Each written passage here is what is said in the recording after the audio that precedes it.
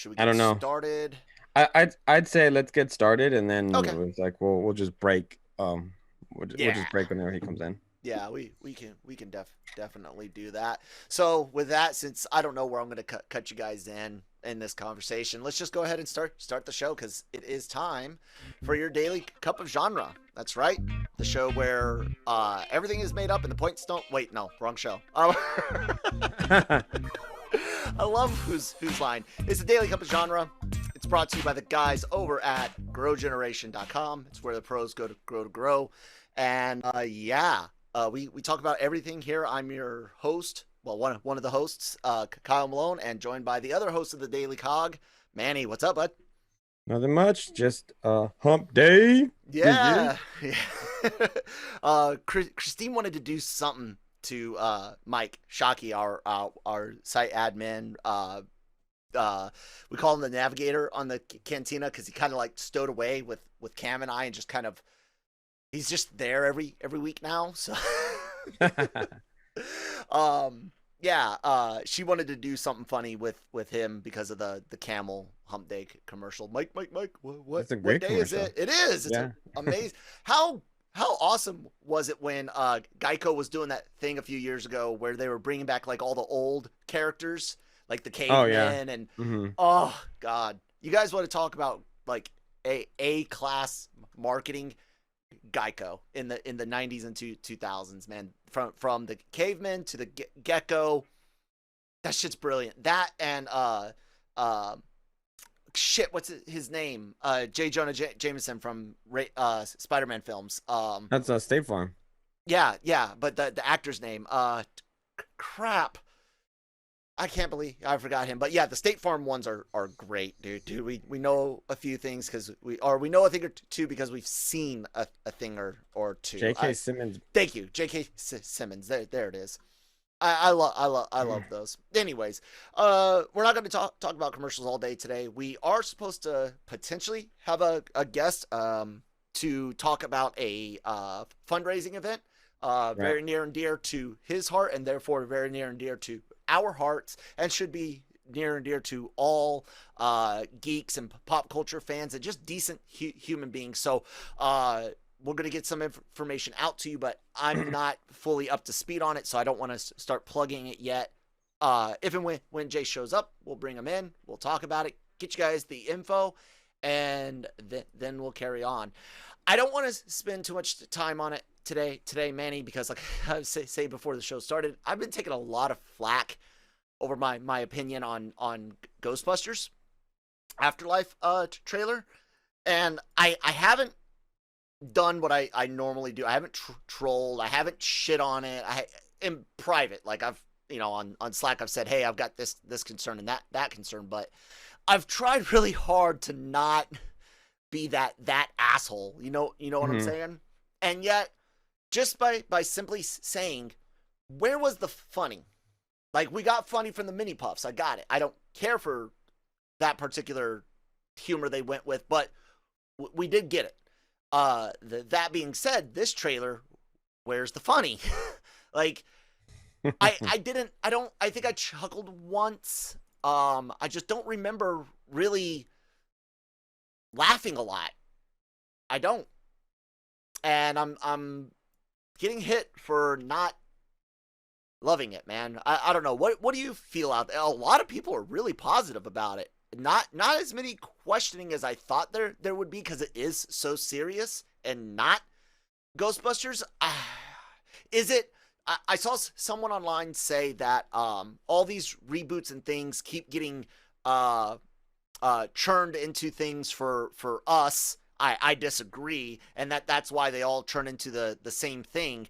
And I don't think they're all turning into what that person thinks. But what do you think's going on with Ghostbusters? What are you feeling out there, man?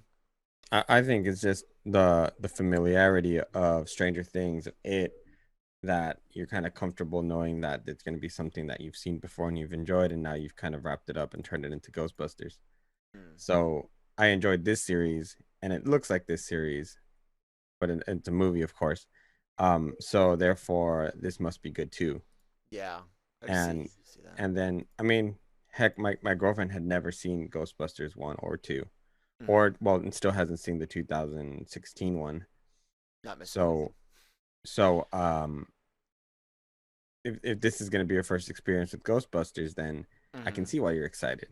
Yeah. You don't know any better, and that might be that might be okay because tonally it might be different, and it still may be very good. Mm-hmm. But what it may not be It's is Ghostbusters. is um is what the original Ghostbusters was, which that's what the original films are there for. Yeah. And we this is 20 something years later, so it probably does need to change. 30. So um yeah, there's not. Oh yeah, it's even farther back.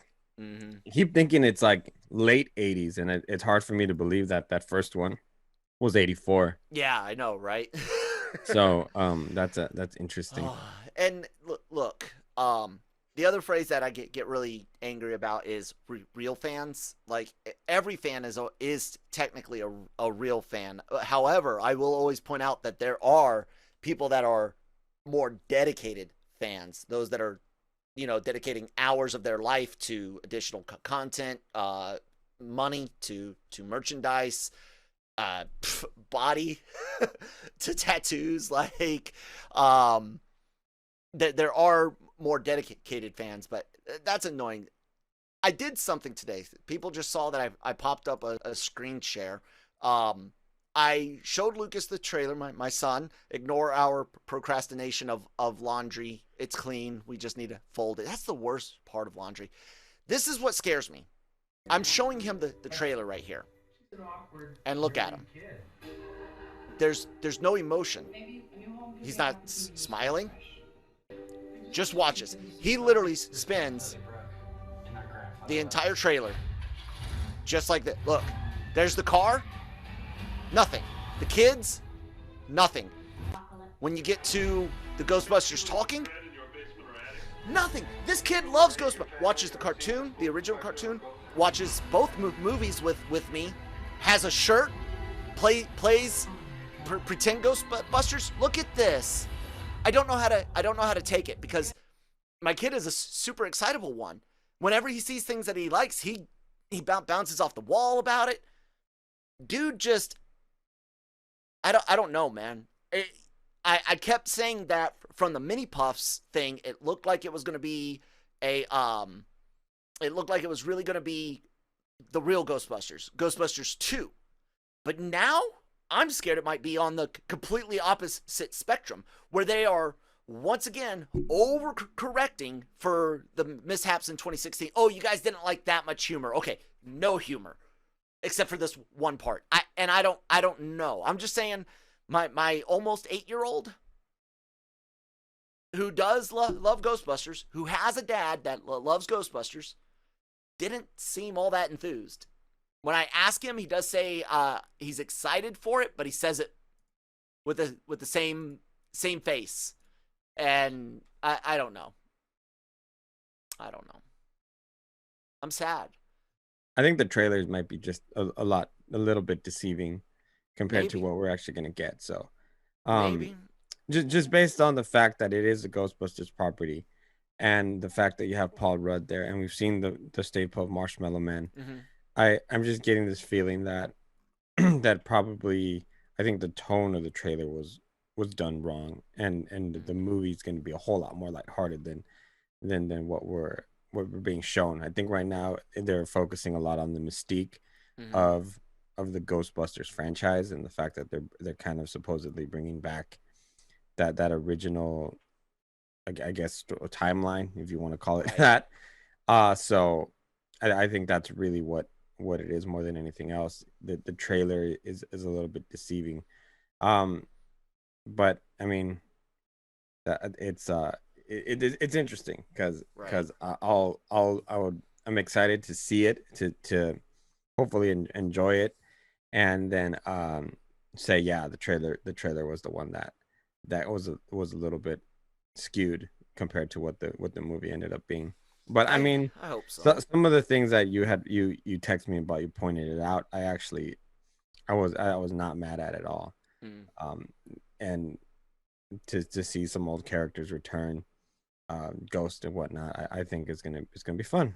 And um yeah, I to this point it was just how dramatic the trailer was that Mm-hmm. really had me raise an eyebrow, not necessarily the content of it. Yeah, absolutely. That's one of the things we said. We're like, where's the levity? Where's the music? The color palette is different. The everything about it just did not necessarily feel Ghostbusters. And again, it could be great. It could be awesome. I just don't necessarily think it will be, and I don't trust Sony. I don't trust you guys. No trust. Liars. So I do want to show one thing just to get your opinion on. It's a picture that I sent you to all of our audience members watching on video. These are the official toys. They're not leaked. Hasbro released these on Facebook, Twitter, and Instagram. But if you're trying to not see what the kids or the old Ghostbusters look like in the suit, and a potential bad guy spoiler, although it's not really. Turn away just for a few moments, listen while we talk, and then yeah, look back. But whatever. Manny, the toys, like I said, they showed them. We got our kids. The other girl, McKenna Grace, is missing, and then you've got the three alive classic Ghostbusters: Winston, Peter, and Ray, and then a morphed terror dog. I don't know about the terror dog. There's already fan theories about Paul Rudd and the mom being the new key master and gatekeeper. Gatekeeper. Anyways, and then of course there's a lot of Gozer imagery and stuff. But what do you think about the toy? I like the toys. I love the articulation. I like the detail. I like how the teenage boy is a lot like me. I hated shit around my neck, and so his zippers undone. I kind of dig that, but fucking no way those kids are actually using those packs. So the toys actually give me a little bit more hope as Mm-hmm. far as a little bit more explanation of how they're doing what they're doing. Because I see three classic, and I'll say classically trained Ghostbusters, Mm-hmm. who for whatever reason may be able to have decided to take the help of these kids, um to take down the ghost, and maybe being because they're one of them is a descendant of one of the other Ghostbusters or what. But I gotta tell you, man, I fucking hate toys. Um, just because of the fact that we saw it with Spider-Man a couple weeks ago, The black and gold and suit. we've seen it we've seen it time and time again before, where where things are just leaked because you have to have your toys produced by the time the movie or series comes out, and it oftentimes gives away certain plot points that you didn't want to know about. uh and it's irritating sometimes. I mean, heck, you and I were privy to information a lot of times, so we end up finding out anyway. But I can't imagine for like general audiences who had to get stuck accidentally seeing this on their timeline or something when they wanted Yeah. to enjoy the franchise or the movie. Yeah. And At least this isn't as bad. We knew the old guys were in it. We knew right, the kids would get the gear. The terror dog morph, we saw part of potentially it in the something. trailer. Yeah, it's But the potentially, thing is, but seeing so many the others old do it. crew Yeah, and fully suited, that's something that maybe I wanted to be a little bit more surprised with. that's true. And so, and like now seeing it, it's like, God damn it, guys. But but you know how it is. Everybody wants to be first. Everybody wants to break things and whatever. So, and it's just the world we live in. Yeah. At least this, like I said, at least Hasbro, because it was Hot Toys, and it wasn't even a final product. Hot Toys literally blasted out the image of the Spider-Man suit.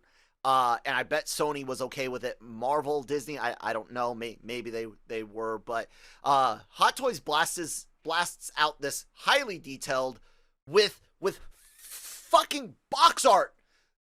Box art gives away story, Yeah. motherfuckers. Like, holy like the Ghostbuster thing does not necessarily give away a big chunk of story here. Not that we don't already know, but the fucking Spider-Man shit. Oh my god.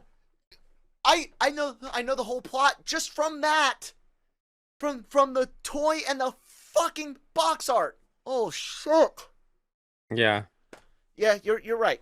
But good job Hasbro on not ruining everything. I do agree with you that seeing the guys in the suits for the first time will be cool. Like, you know, and we'll wrap. I said I didn't want to spend a whole bunch of time on it. Fuck, can't say the word Sony without spending time on it. But I hope it's good.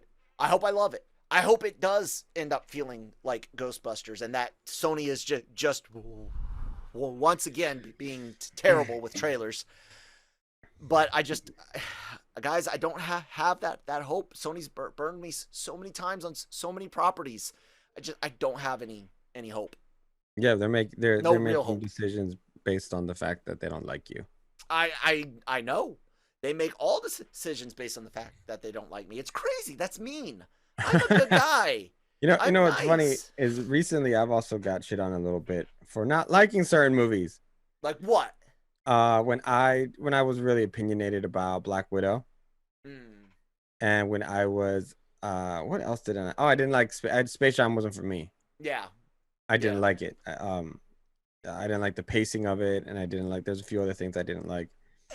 And then I've been accused of like, oh, you're being old. You're just being so critical and this and that whatever. And then I was like I was like I just raved about Suicide Squad. Oh, you're a DC fan. That's why. It's like what about Cruella? What about I was like I said Loki was great. I mostly enjoyed my Falcon and the Winter Soldier. There's a lot of things I like, so I don't like one thing. All of a sudden, I The don't like worst anything. on earth. Yeah, man. I'm Yeah, telling it's like it's the you can't Neogatekeepers, win. dude. It's the Neogatekeepers. I hate coining terms, but since everyone else wants to label everyone else something, the gatekeeping did and does continue to exist. That old fashioned, oh, you're a fan of X, Y, and Z. Well, tell me who played X. Why was Z recast, and why did Y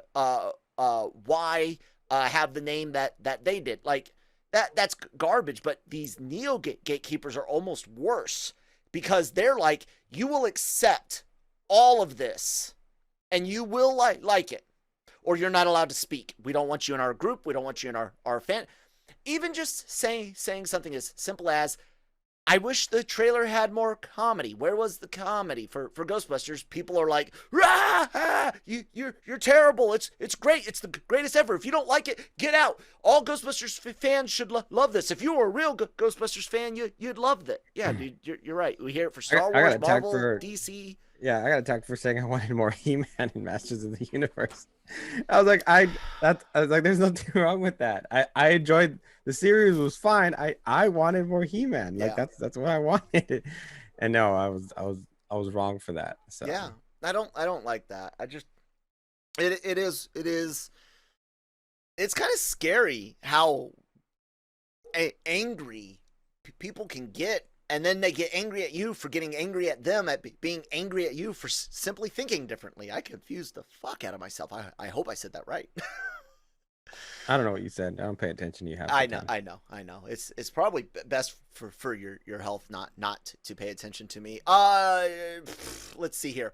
Marvel has said that we can expect Miss Marvel and Hawkeye out this year. And then looking at what's coming up, there's been a tweet from the actress playing Jennifer Walters, She-Hulk, that said something about 4 weeks left of filming. We know Moon Knight is filming, and what's the other one that's Secret Invasion. We think that one's either in like pre or close to pre, might be in production, but that's all rumors. I don't know 100%.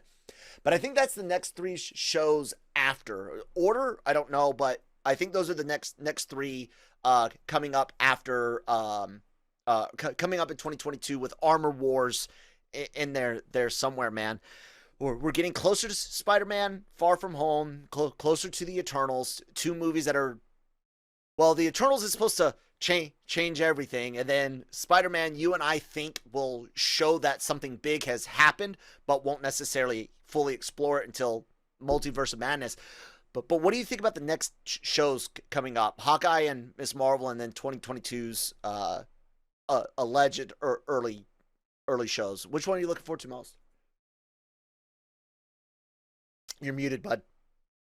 She-Hulk, absolutely, no doubt about it. There's no show right now I'm looking forward to from Marvel, or even movie actually.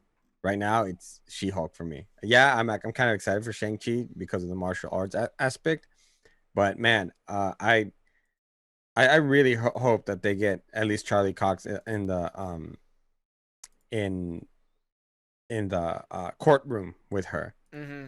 That like great. just give me that, even if it's at like at the end of the season, and she's prosecuting someone, and the defendant lawyer walks in, and you just see his walking cane, stick, and then it just pans up and it's him. Oh dude, I would lose it.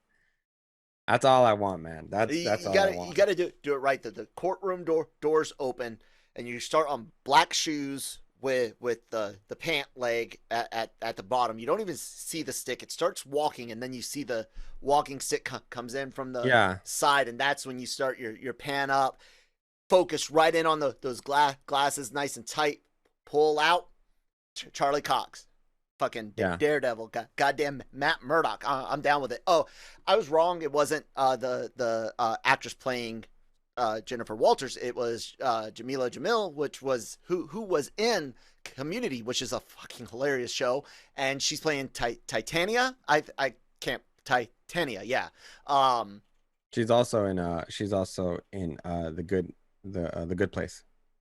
That's what I meant, not Community. The Good Place, because they have a lot of I haven't seen Community, so I couldn't correct you. No. It wasn't Community. I was thinking of The Good Place. I don't know why Community was there, but you're right. The Good Place, which is hilarious. The show I was thinking of is hilarious. Yeah, I discovered that show too late, and then by the time I discovered it, they were on their final season. And I was sad. Yeah, we were kind of similar. I think we caught it like right after it ended, maybe as it was ending, and we were just like, "This is really hilarious." But yeah, she's the one. It did need to end in 4 weeks. Yeah, well, you can't really keep that going on for the premise itself. Kind of only screams 2 or 3 seasons, although they did stretch it out a bit. It was fun in the end, but yeah, it was cool. Brian's also super excited about that one. I didn't read a lot of She-Hulk like solo books, of course, adventures with others, team ups, Avengers and whatnot. I am interested to see what they do with it. Will they go balls to the wall for police procedural, criminal procedural? Will they? I kind of hope so. Like a Marvel Law and Order in the court part, it's kind of interesting, right? I think so. Some of my favorite scenes from Daredevil, my only complaint about that series was I wanted more lawyer, Matt Murdock. I just wanted a little bit more of that, and Foggy left Foggy hanging so many times in the courtroom. I felt like he was leaving me hanging too. But that was really my only complaint. I wanted more courtroom fun, and of course we didn't get that. But I mean, it's a superhero show, so it is what it is. But yeah, that would be fun. What you just said, something like that. Everyone's gonna be like, "Ew, nobody wants to watch that." It's like, no, I think it'd be fun. Yeah, we'll have to see what happens in the end. I of course am most excited about Moon Knight. It's my favorite, and Jace it's so good. Wanting to be there. I just hit the admit button. I don't see. There he goes. He's popping up. Jace. His audio's still connecting. You should do our break first. Yeah, we will. Welcome everyone from the comic source, Jace. But before he's allowed to talk, we're going to take a word from our sponsors real quick. Let me get that video loaded. Here we go. Doggy. Grow Generation, where the pros go to grow. For all of your cultivation needs, Grow Generation has the right products, service and staff to make your grow successful. Go to www.growgeneration.com where the pros go to grow. Thank you guys very much for sponsoring the show. Jace from the Comics Source, welcome to the Daily Cup of Genre, bud. How you doing? Good. How are you guys? Doing all right. The weather treating you nice and warmly out there? Oh yeah, it's like I don't know, 110. Yeah, Jeez. I saw my old something like that here. hometown's yearly rain warning come by. Hey, it's going to rain for 20 minutes and the power's going to go down for 3 hours, and yeah, we'll see on the other side. Good old Yuma. Anyways, Jace, it's great to have you on here. You're here for a very, very special purpose. You ready to talk about it a bit? I think I can allow, if you've got some stuff to share on screen, I believe you should be able to share it if you want to. So go ahead, bud. Yeah, so I'm doing a charity auction for a little boy named Titus. He's been battling leukemia for a while now. Every Friday he goes in for chemotherapy, and he gets an extra treatment every third Friday directly into his spine to keep the cancer from spreading there. Blood transfusions, it's a lot, especially for a little 2-year-old guy. So this weekend at the Terrificon Comic Convention in Connecticut, which is held at the Mohegan Sun Casino, we're doing a charity auction. The auction is August 1st at 1 p.m. Eastern Time. We're going to do it from the convention, but if you're not going to be there, you can join via YouTube. So if you go to twitter.com/the comic source, there is a pinned tweet right at the top where you can go and see all the details. You can get the link to the YouTube. In fact, I'll put it up on the screen now so you guys can all see it. Sure, I can share here. Yeah, so you can join via YouTube. You can bid that way, and it allows people who aren't at the show to be able to join. You can see a little picture of Titus there. And we're going to have some really great items to be auctioned off. We have an original page of art from Nicola Scott, her run on Wonder Woman. So, you know, that's at least a $300 value. We have some original art from Jimmy Palmiotti. There's a Batman sketch from Jimmy Palmiotti. There's a Batman sketch from artist Adam Gorham. There's an amazing Green Lantern sketch from artist V. Ken Marion. There's a Wonder Woman sketch from Sina Grace.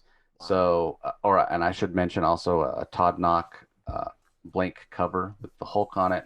So some amazing pieces of original art, and then we've got a ton of signed books from people like Jimmy Palmiotti and Amanda Connor, Jason Inman and Ashley Robinson. There's a couple of prize packs from them, a huge prize pack from JT Krull, another one from Robert Venditti. There's an Iron Man #1, which is signed by Christopher Cantwell from his Iron Man run that's going on right now. Nice. A couple of amazing prints from the legendary Bernie Wrightson, and then tons of rare Valiant items, a lot of them one of a kind. And then speaking of one of a kind items, an item that will be announced today, which will be exclusive for your show. I haven't announced it anywhere else yet. Oh, wow. Congratulations, Daily Cup of Genre listeners and watchers. There is a webtoon series. It's one of the most popular ones in the world, millions of readers. It's called Let's Play, and it's from a creator who goes by the name of Manji. She donated 3 prints. Now, there were only 10 of these prints made overall, so very rare, and she donated 3 of them, 3 of the 10, to be auctioned off. In addition to that, we've already shown the 3 prints, and you can go look at that thread and check them out.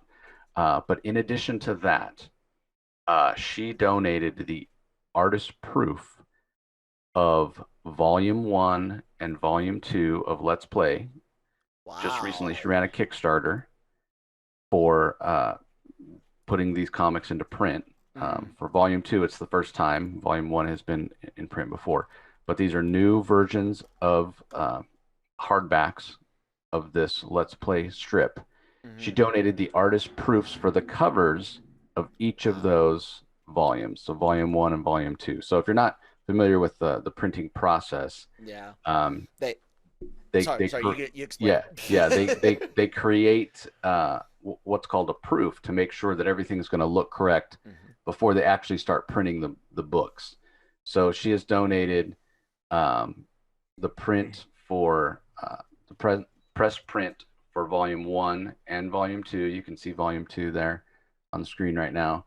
So again, these are one of a kind items for an incredibly popular webtoon series. And not only is it a webtoon series, there's volume 1 there that you can see on the screen.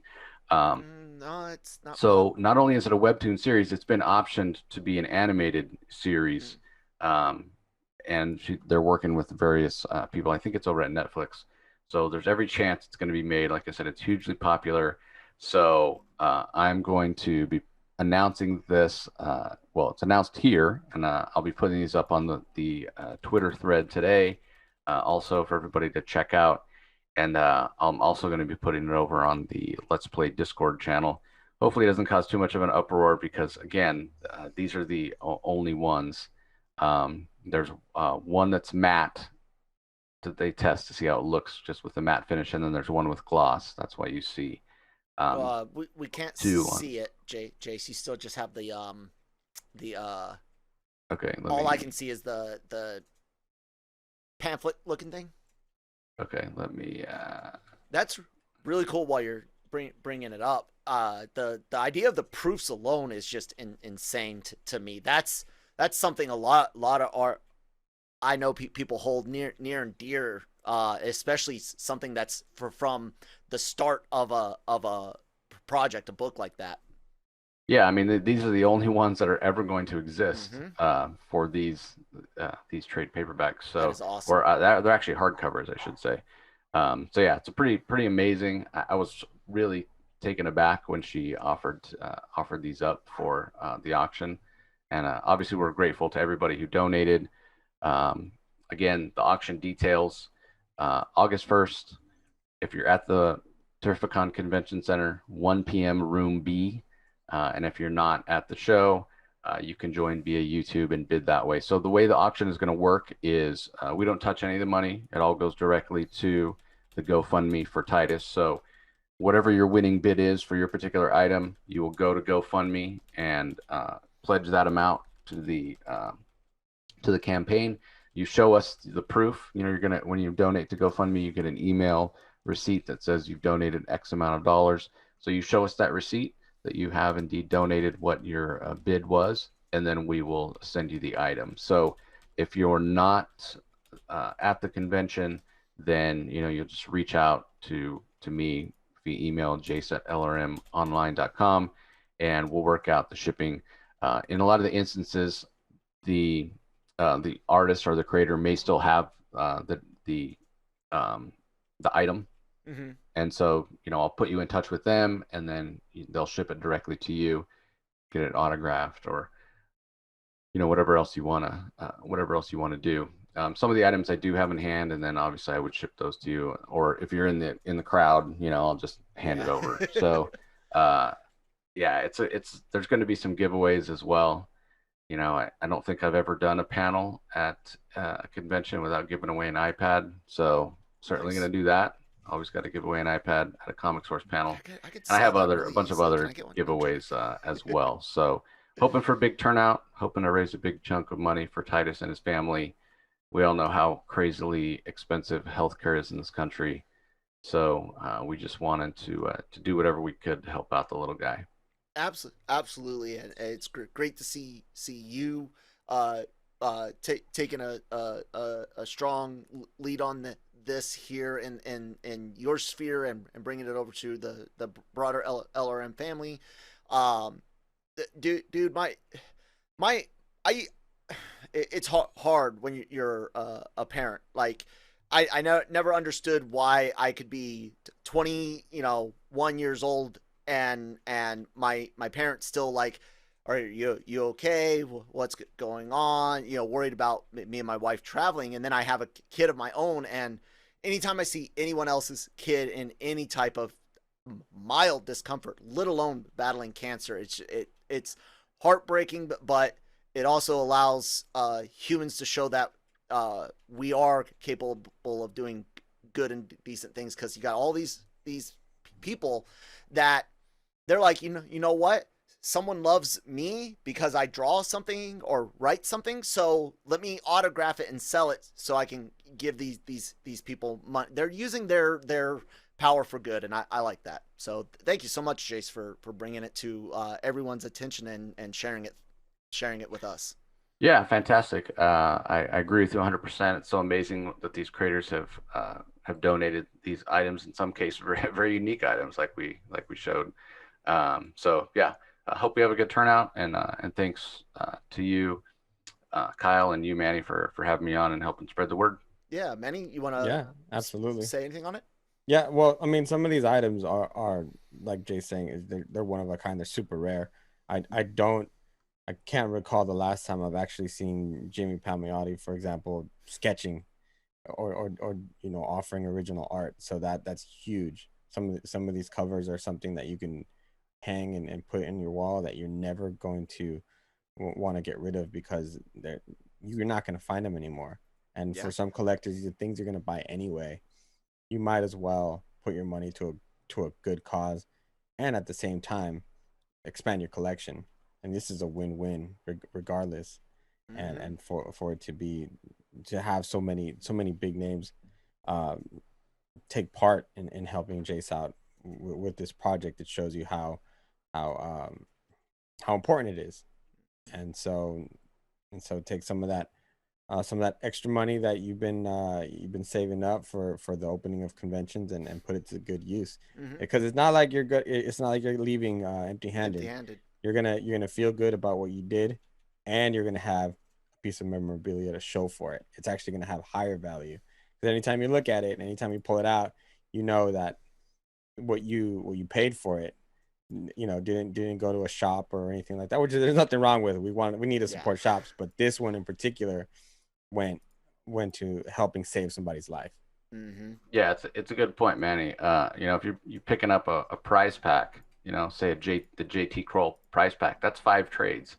That's $100 value at least, and so if you win that for 75 or $80, you're getting a heck of a deal. And you're helping out a good cause. So absolutely, we have a bunch of things like that. So that sounds great. I went ahead and posted it up on LRMs. We've tweeted out before. It's pinned there, and of course, like Jay said, it's pinned right to his Comic Source Twitter as well. And I will put the link in the description. Hopefully, if you guys don't see it, please message me and let me know. Hey, where's that link? Because I do have brain damage.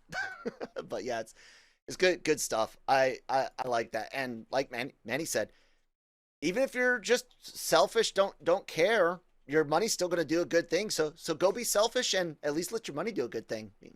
So yeah, I like it. I'm down with it. I want more of this, and anyone else that's got a good thing going like this, creators, creatives, podcasters, YouTubers, shoot us some information. We're all about helping people. LRM helped me out when I was in trouble last year, as did another writer from another site.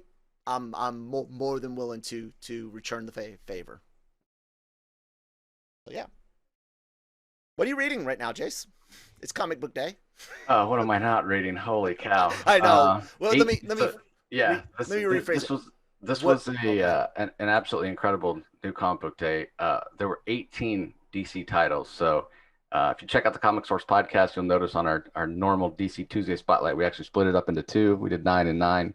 And then obviously our normal Wednesday new comic book day episode dropped earlier this morning. So just to remind everybody, the DC Spotlights are filled with spoilers. We analyze them deeply. But the new comic book day, everything is spoiler free. So there were a ton of incredible books this week.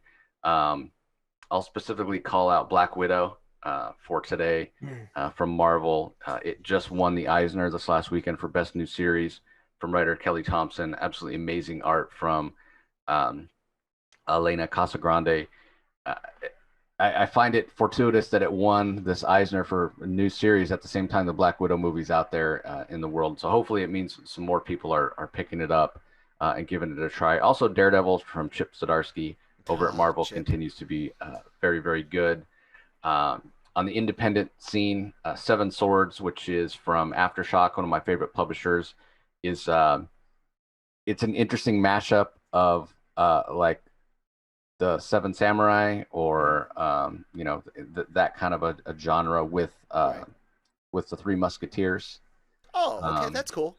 so I can respect that. D'Artagnan's out there recruiting the best swordsmen in the world to take on Cardinal Richelieu, you know, the legendary and traditional enemy of the Three Musketeers. But what's I so like interesting that. is the swordsmen are actually other people from history that weren't actual swordsmen, you know, like Cyrano de Bergerac or Don Juan. But for the purposes of this story, they are. That's by Evan Doherty. That's cool. Absolutely amazing art by Ricardo Latina.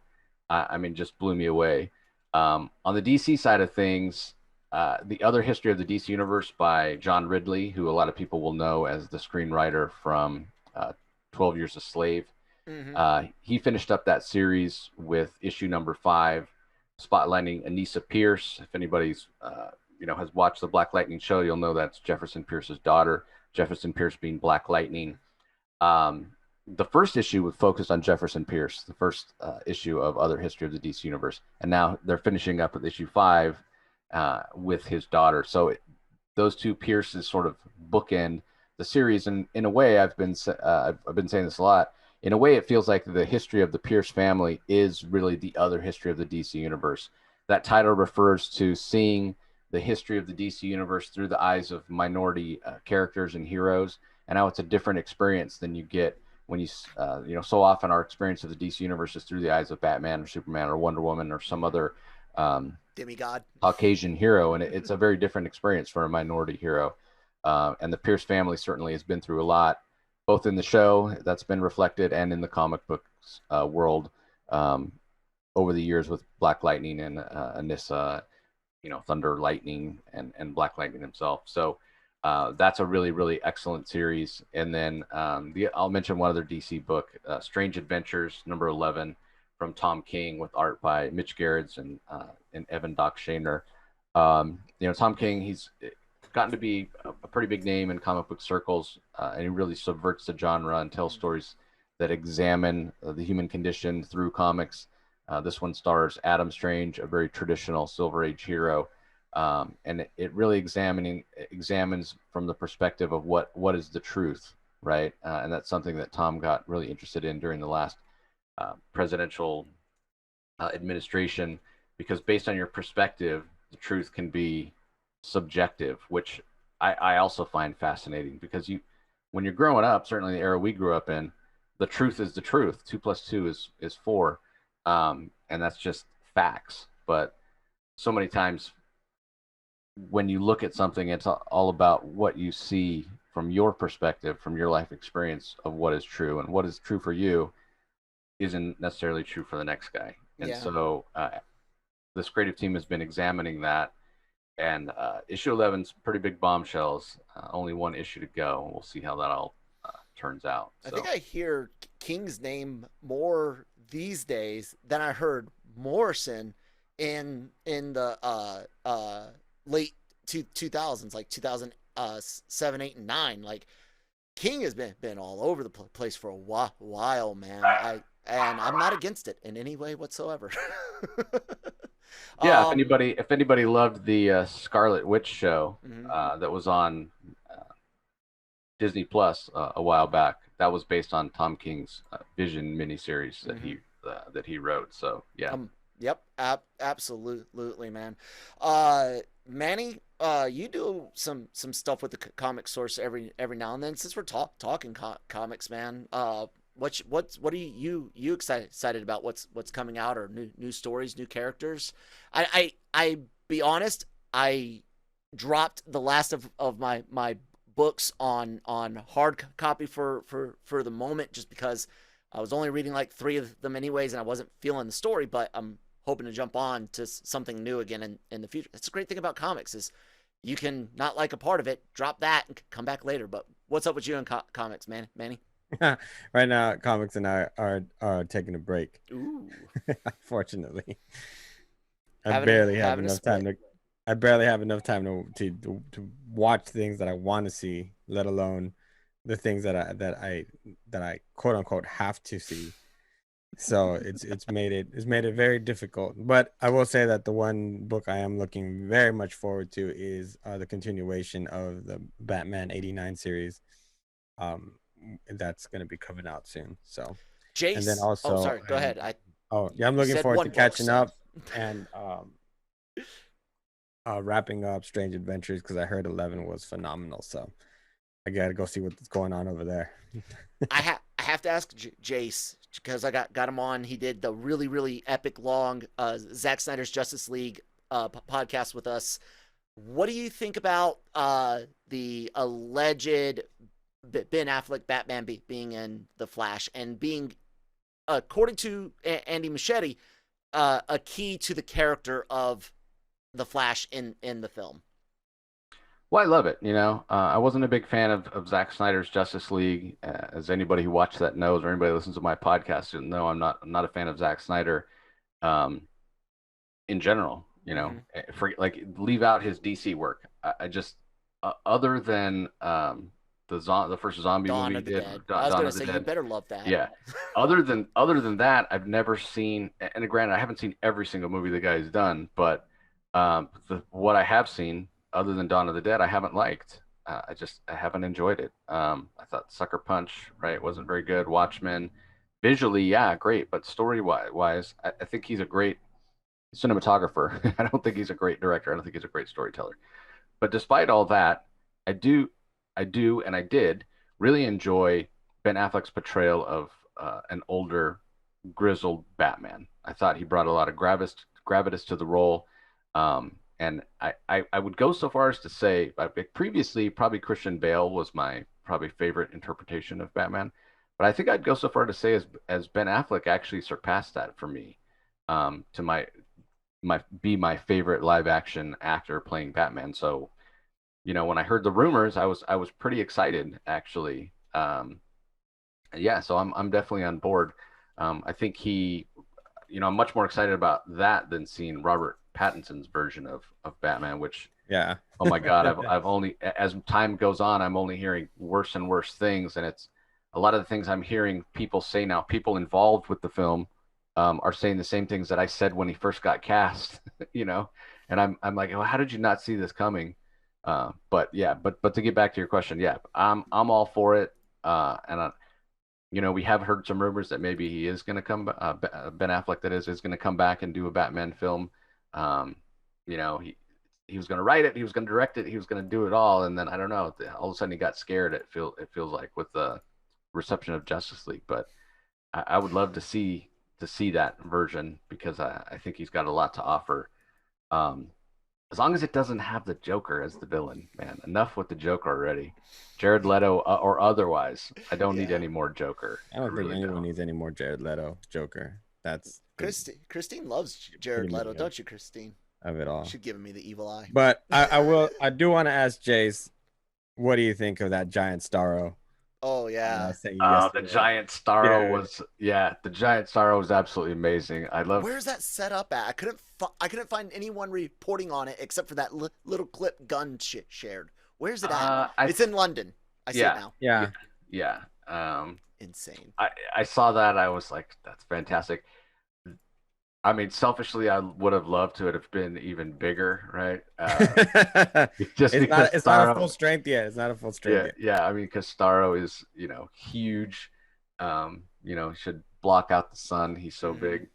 But yeah, I thought it was fantastic. What a great way to promote the Suicide Squad movie.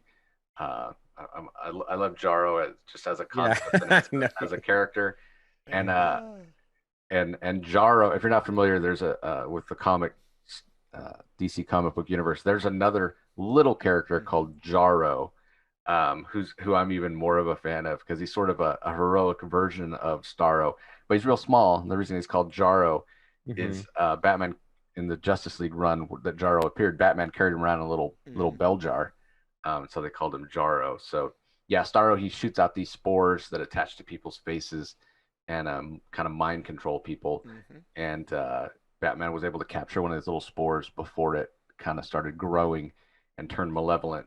And it's in Scott Snyder, sorry, Apologies, Scott. And Scott Snyder, I do that all the time when I'm talking At the comics source. If people ask me a Zack Snyder question and then later I try to switch my brain, I always do that. But anyway, it's in Zack Snyder's Justice League run. It's a lot of fun. He's great. Him and Batman have this really fun relationship. He calls Batman Dad. Yeah. Jarro dreams about being a Robin himself, and yeah. So I'm a big fan of Starro. When I saw that, I was just mouth open, like, oh my god, I never would have thought I would see the day that there'd be a big giant Starro out in the world. So absolutely fantastic. I haven't seen any of the Suicide Squad. I think I saw the very first trailer that they debuted at Fandom last year. Fandom. But I haven't seen anything since then. Purposefully, I haven't been watching anything. So I just want to go in fresh and sit down and watch it and really enjoy it. I've heard people saying, "Oh, this is going to be the DC equivalent of Guardians of the Galaxy," because obviously James Gunn, so it's an easy comparison to make. I sort of hope not. I actually didn't care for Guardians of the Galaxy or Guardians of the Galaxy 2. I know I'm in the minority, but the humor there just felt so forced to me. And my wife, but from what I saw in that first trailer, it looks pretty funny. So I'm just hoping to see a nice, fun movie that doesn't try to take itself too seriously. And I think James Gunn's usually pretty good at that. Yeah, Slitter's a perfect example. What makes Suicide Squad special, I think, was the fact that it's rated R, so he was able to do whatever he wanted. And being that he had creative freedom, he made his movie, and he said during the press conference a couple weeks ago, they didn't need to do any reshoots. It was a complete one-way street of everything went on time, and they had no issues whatsoever. What he pitched is the movie he got to make. So in that sense, I feel like it'll be better than than Guardians, because there's no rating shackles where you can't tell a certain joke or whatever. The characters are free to be whatever they want. Plus they're villains, so they all should be cussing and doing sketchy things anyway. So well, I based on hearing that, I hope that this is like the highest grossing Warner Brothers superhero movie of all time. Maybe Warner Brothers will finally learn the lesson. Hire the creator that you have faith in and let them go make their movie without interfering. Like, look at what happened. Like him or not, look at what happened with Zack Snyder. David Ayer, obviously, with the Suicide Squad, famously, didn't even get to put out a cut of his own movie. It was, half his cut, half the cut made by a firm that makes trailers. Like, what? It doesn't even sound like it could be something that's real. And yet they didn't trust the trailer company to edit, and they didn't trust Ayer to edit. They did a mashup of both. Like, of course it wasn't paced well. Of course it was a disaster. What'd you expect? Awful. Yeah, the only drawback to this movie is that it will also be released on HBO Max. Yeah. And also it is rated R. So if the numbers aren't necessarily there where we want them to be, I don't, whatever. It is what it is. But I think overall, audiences will enjoy it. I think so. Well, I think it just needs to beat Black Widow's numbers. If it beats Black Widow's numbers, Warner Brothers has to consider that a huge success. Yeah, absolutely. And on that, and before we let you plug your stuff and wrap it all up, one thing Manny and I have said on this show about the Black Widow numbers, because when they first came out, people wanted to be like, it's good or it's bad, and then the following week, again looking at week 2, it's good or it's bad, and Manny and I were like, this and Fast 9 are really the pace cars. Like, this is what we're going to decide what is good or bad based on, because these are the starting point, like Fast 9 and Black Widow. And we noticed a trend, and we think that a lot of the diminishing returns on second weekends and stuff are all related to people being willing to wait, how fast movies come out on home video and digital, let alone the day and date streaming stuff. We went and looked at a bunch of big movies from the last couple decades and noticed that all of the big movies in those date groups had similar drops, and that first to second weekend drop hasn't been increasing from the 30-40% in the beginning of the 2000s to this 50+% for almost every movie out there. And now all the recent big ones, if the Suicide Squad makes $100 million, great. But I almost bet money it will also have a 60+% drop. And I think that's the new normal. Yeah, not the streaming thing, the drop thing. Yeah, I sort of agree with you. I just think it's just the kind of the nature of, the people that care about these movies are going to see it right away. Mm-hmm. Right. But you're still going to have that trickle effect where, Mm-hmm. 3 weeks from now, you're going to have somebody that's flipping through their Disney Plus and be like, oh wait, Black Widow, still haven't seen that, and there might and the other aspect that you sort of touched on there, Kyle, is the fact that there is so much content out there right now. If you're not going to see it in the theater and you want to watch it at home, it's on your list, but you just haven't gotten to it. Maybe some people are I'm just going to wait until there isn't the extra charge because I have all these other things on the same delivery device, on the same TV or laptop or whatever you watch your content on. I have all this other stuff. I can go and click on this and watch it for free. I can go click on this and spend $30 or whatever it is. Yeah, if you have a list of things, you might want to watch the stuff that's free first before you get to the Black Widow stuff. So I agree. We sort of have to throw the old metrics out. It's not the same. This hybrid model, it's not the same. Yeah. But unfortunately, that is going to hurt the bottom line of a lot of movie theaters. But they've had so much power. I read an article the other day about how this could really affect the dynamic of the power that the big giant chains of movie theaters have had, and the power is sort of shifting back to the studios now, with where they choose to distribute, and the giant movie theater chains aren't going to wield as much power. Maybe that's a good thing. I don't know. I can't speak to that. I'm not an expert on the film industry, but it's going to be interesting to see long term what happens. I foresee us seeing Amazon and Disney trying to purchase AMC and Regal. Not respectively, but those two biggest chains here in the U.S. The rules changed where studios can now get in the theater business. Yeah, they can now. We're not far away from that. It could be bad. It could be good. Regardless, it's going to be different. Difference where we're at today, and we're going to wrap up the show differently with Jace starting off by plugging all the great comic source stuff that he does. Yeah, so like I said earlier, twitter.com/the comic source is where you can find us on social media. You can go to Instagram, do a search for the comic source. Every time we put out content, it's posted on those two places. Obviously, you can go to lrmonline.com/news/the comic source, and all the episodes are posted there as well. So we put out tons of episodes covering things like X Tuesday, Superman Sunday. I talked about the DC Spotlight we do every week, New Comics Wednesday. Tons of interviews with creators, people like Kyle Higgins. Tom Pinchuk is on today talking about his latest creator-owned project. Tom King, Scott Snyder, all these people we talked about, they're people I know. They're people that come on the show and talk comics. So if you're interested in comics, I leave the movie and TV talk to these two guys. I don't really talk too much about those sorts of things, even when they are comic book properties. We really just focus on the comics. We want to get as many people reading comics as possible because there's tons of great books out there. So just go to the Twitter, go to the Instagram, give us a follow.